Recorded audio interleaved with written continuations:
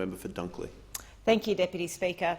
I've just sat and listened to a speech given by the member for Goldstein at maximum volume, which should be recorded for the sake of Hansard, so that all those who read it in the future in their head read it at shrill yelling volume, so they know its full impact.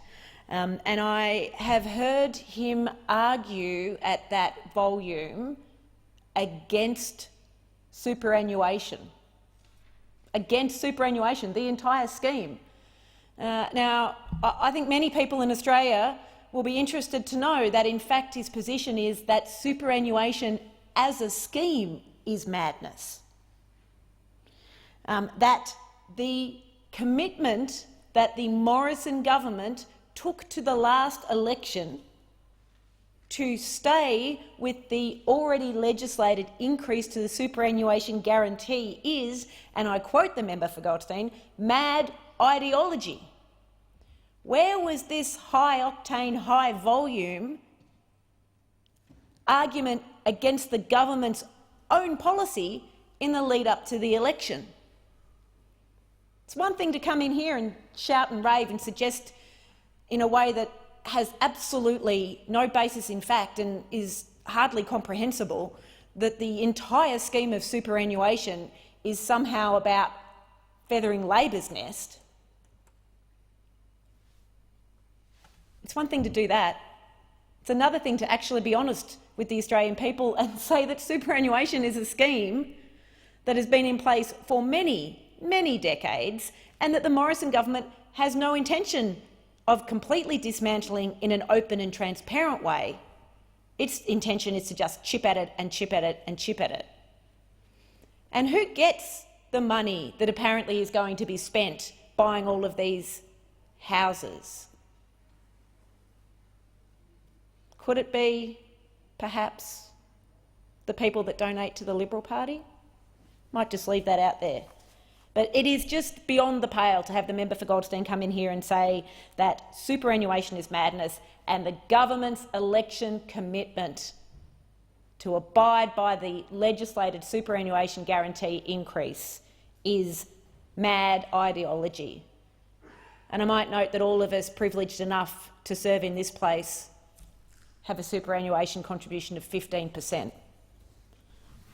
whilst people on the other side are arguing against their own policy to have working Australians have a superannuation contribution of 12%. Here are some actual facts that the superannuation system that we have in Australia, which is world-leading and is a proud legacy of Labor governments, makes the economy stronger. It's a savings pool to invest in jobs and growth. It means Australians own more of the country and more of the wealth that our country creates. If Australians have less superannuation,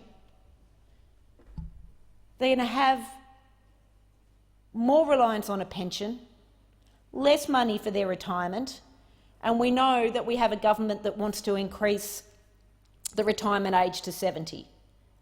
Superannuation was created to fix the budget and to give retirees a dignified retirement. And those people that the member for Goldstein and others on that side say that they're fighting for, this younger generation of people who dream to own a home, they also deserve to have a dignified retirement. They also deserve to have a dignified retirement.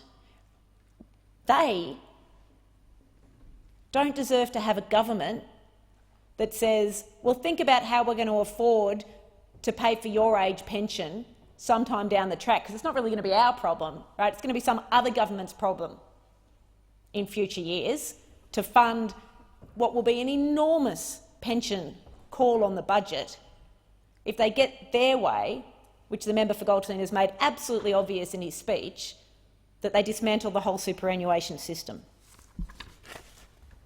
Superannuation contributes twice as much to retirement incomes as the age pension.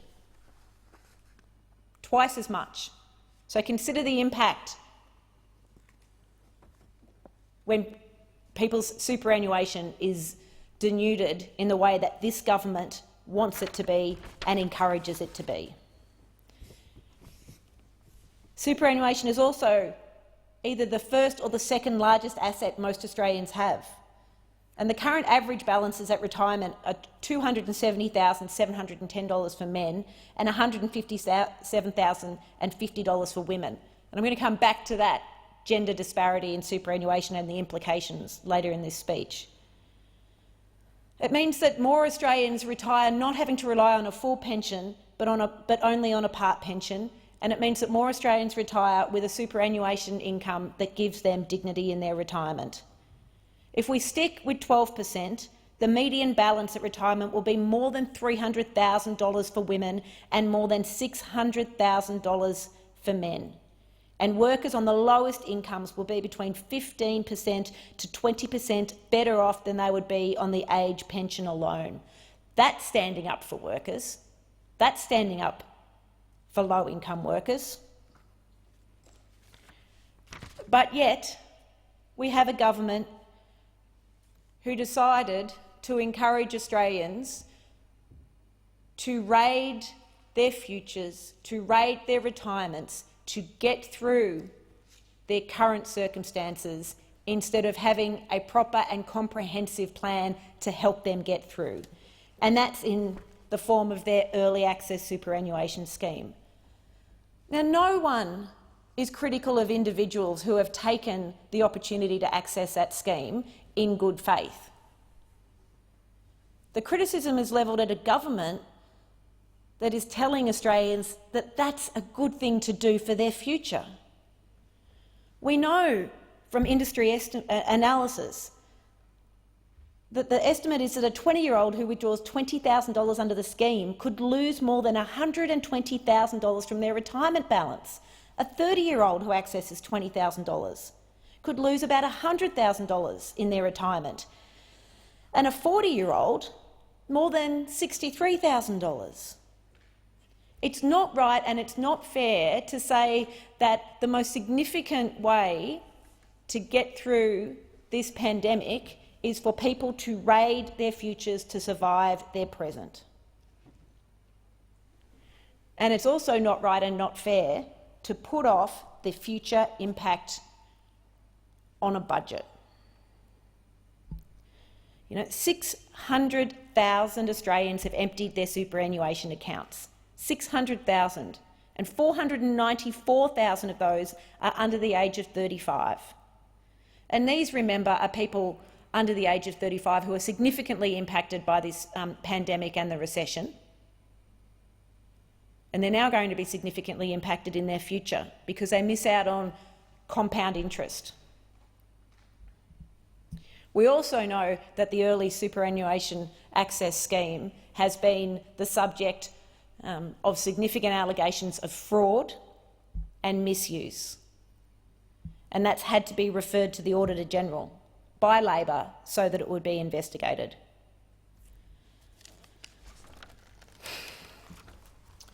Women who already have significantly less superannuation in their accounts than men have been more likely than men to access the early withdrawal of super.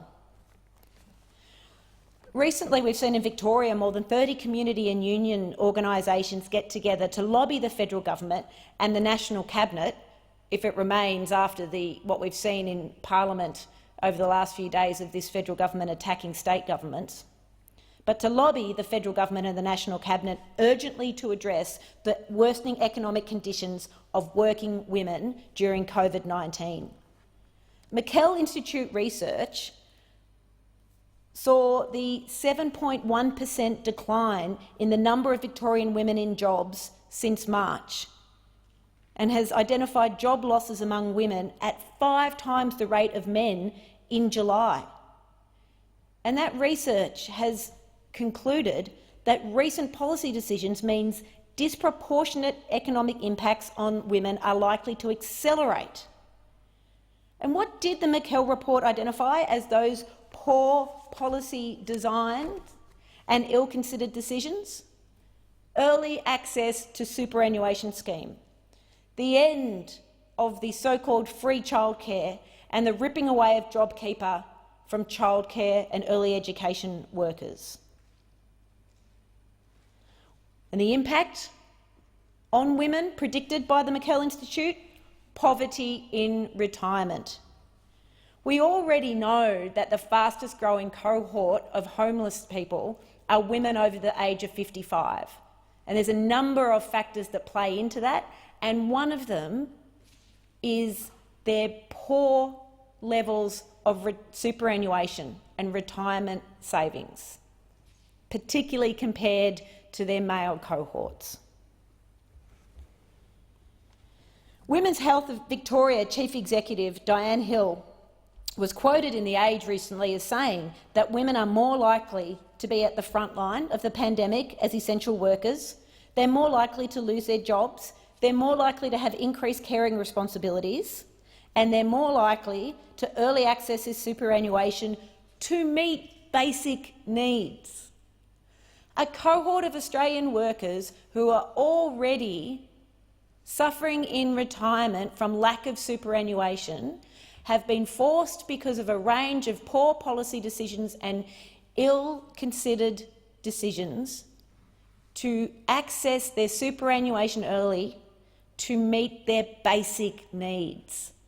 So when the member for Goldstein talks at high volume and high pitch about the future for Australian workers, perhaps he needs to just calm down for a moment and think about these women and the impact of policies on them.